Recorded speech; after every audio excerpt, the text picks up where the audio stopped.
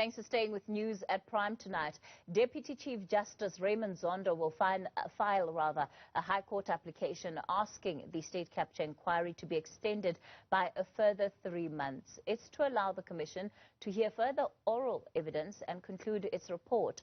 In February, the High Court granted another extension but warned it would be the last. Well, let's explore this request further. We're joined by the Shadow DA Justice Minister, Advocate Glynis Breitenbach, and Open Secrets Investigator Zen Mate. Good evening to both of you, and thank you for your time. So, by and large, up until today, the expectation was that the Commission was well on track to complete its work between the end of this month and July. That is no longer the case. Zen, what do you make of this?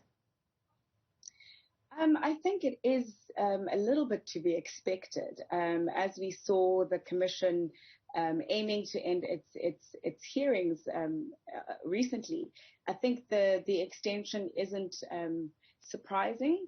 But, yeah, it does raise some concerns for a lot of people because the Commission, this is, I think, if I'm correct, the third time the Commission has asked for an extension. And so I think it has raised a lot of concerns in the public with regards to the intentions behind why the Commission didn't perhaps see this coming a little bit earlier and requested this extension a little bit earlier. But I think what we can make of this is that this is a commission that has been clearly dedicated to doing the work that it's tasked to do.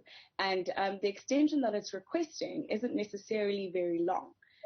And so I think when it comes to looking at, you know, in light of asking for a further few weeks to do and to complete its work with a commission that I think has been very open with the public as far as the public, you know, in some instances have been critical where the Commission hasn't done so.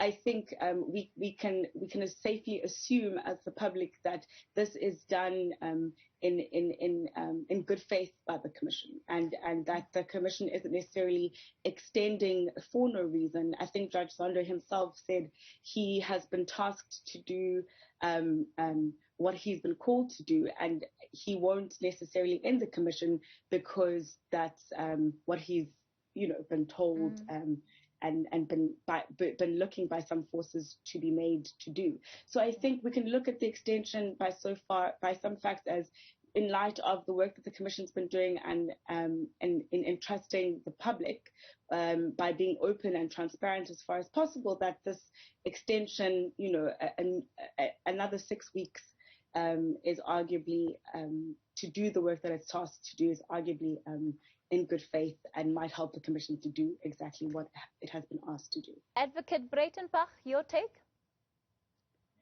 Well, I agree with everything that Zen has already said. I absolutely support the application for an extension by Judge Zondo for the Commission. The Commission has been doing unbelievably good work. A lot of the delays have not been due to any fault of their own.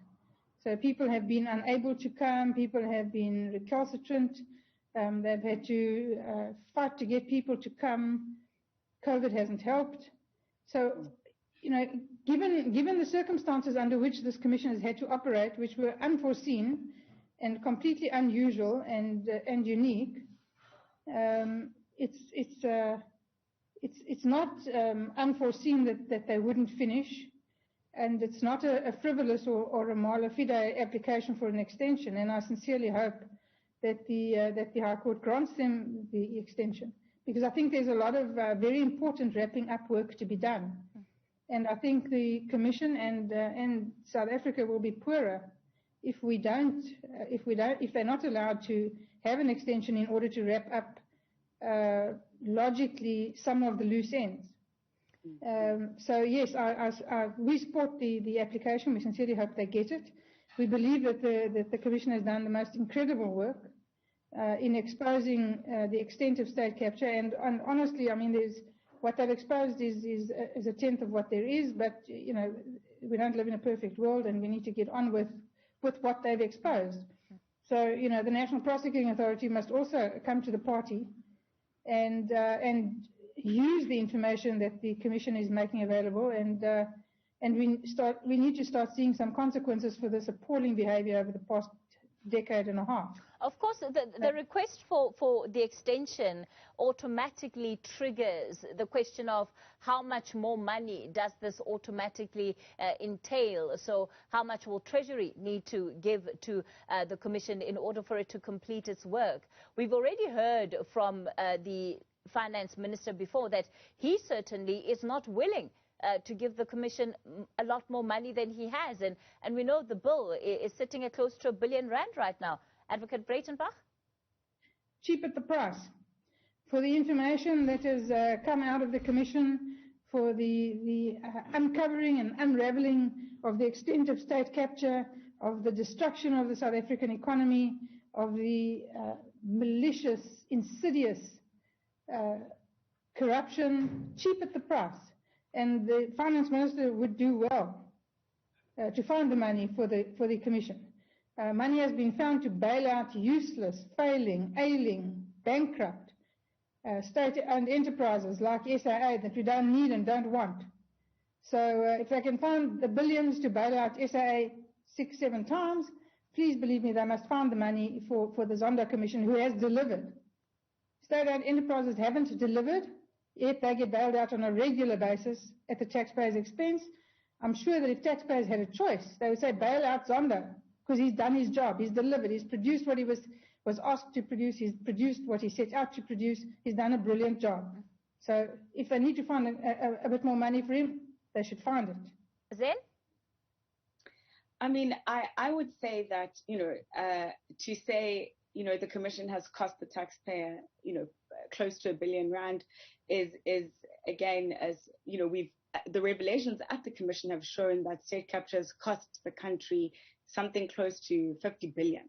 And so that's almost 1/50th of what the cost has been. And I think the main thing to really home in on when we're thinking about the cost, I mean, we don't want to be a country of commissions. I think this has been raised multiple times, but state capture hollowed out the capacity of the state institutions, which would have been tasked to take on some of the work of state capture. And so this commission was then necessary, with state institutions such as the Hawks and the NPA having been captured and hollowed out. And so if, this part of the cost, then we need to think carefully as a country how we ensure that we don't end up in this position again.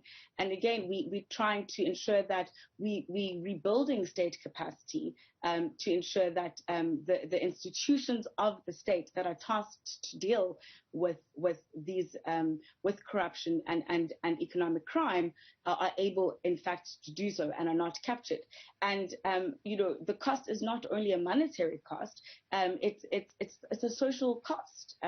It results in we see in state capture has resulted in Eskom being dysfunctional. It has just resulted in PRASA and Transnet being dysfunctional, and that really is the social impact, and the social cost is the true cost of state capture. And I don't think that it should be lost in a narrative to try and discredit the work of the Commission and to bring it to an end. All right, let's leave it there for tonight. Let me thank you both for your time. Zen Mate is with Open Secrets, and advocate Glynis Breitenbach from the Democratic Alliance.